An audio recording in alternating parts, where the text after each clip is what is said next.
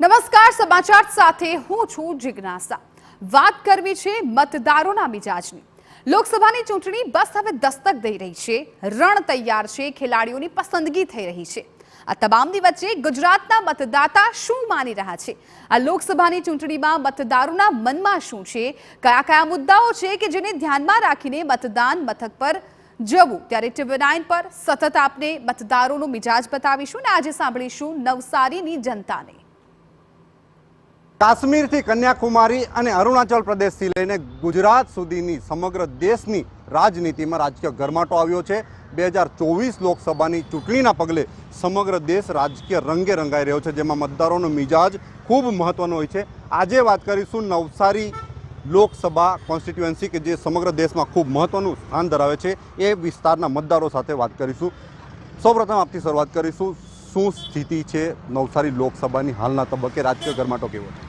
એમ જોવા જઈએ ત્યારે લોકસભાનું જ્યારે ચૂંટણી આવતી હોય ત્યારે સ્થાનિક મુદ્દાઓ કરતાં સેન્ટ્રલ લેવલના મુદ્દાઓનું વધારે ધ્યાન આપવામાં આવતું હોય અને જ્યારે આપ જોઈ શકો છો કે છેલ્લા 10 વર્ષથી નરેન્દ્રભાઈ મોદી સાહેબની સરકાર જે કામ કરી રહી છે એમાં તમે કોઈ પણ વિભાગ તમે જોઈ, આરોગ્ય વિભાગ જો, તમે ઇન્ફ્રાસ્ટ્રક્ચર જો, તમે લોકહિતના કોઈ પણ કામો હોય, નળ સે જલની કાર્ય હોય, જનધન ખાતા ખોલવાનું હોય, ઉજ્જવલા હોય, દરેક કાર્ય જે છે નરેન્દ્ર મોદી સાહેબે એકદમ સફળતાપૂર્વક પાર પાડ્યા છે। નવસારીની શું સ્થિતિ, ખાસ કરીને રાજનીતિમાં શું મહત્વ?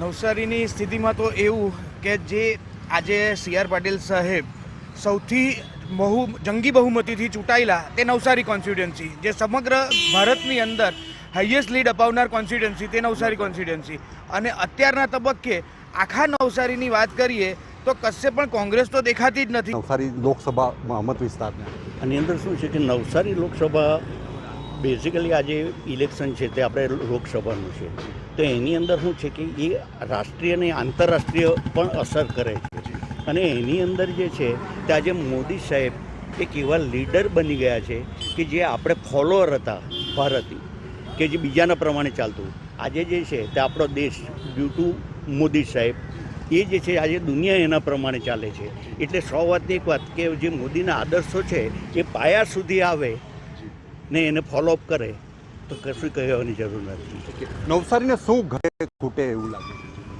નવસારીમાં આમ તો રસ્તા, રોડ, પાણી, શિક્ષણ બધું બરાબર છે, પરંતુ ટ્રાફિકની જે સમસ્યા છે તે દૂર થવી જોઈએ, અને નવસારીની અંદર શિક્ષણની પ્રવૃત્તિ પણ જે છે એ બરાબર સ્થિતિ ચાલે છે। રોડ, રસ્તા, વાહન વ્યવહાર।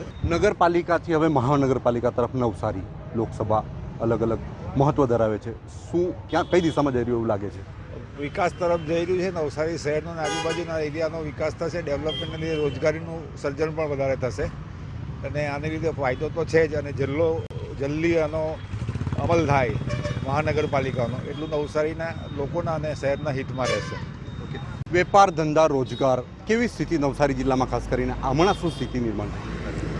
નવસારીમાં ખૂબ વિકાસ ઝડપથી થઈ રહ્યો છે, અને અત્યારે વાસી બોરસી ખાતે ઉદ્ઘાટન કર્યું છે આપણા વડાપ્રધાનશ્રીએ, તો ચોક્કસપણે રોજગારી વધવાની તક તો ઊભી કરેલી જ છે।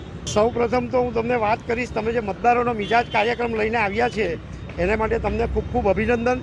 અને મતદારોનો મિજાજની હું તમને ખાસ વાત કરું, જે તિગરા અને એરુ 4 રસ્તાને જોડતો ઓવરબ્રિજ છે, રેલવે ઓવરબ્રિજ, તે બની ગયો છે।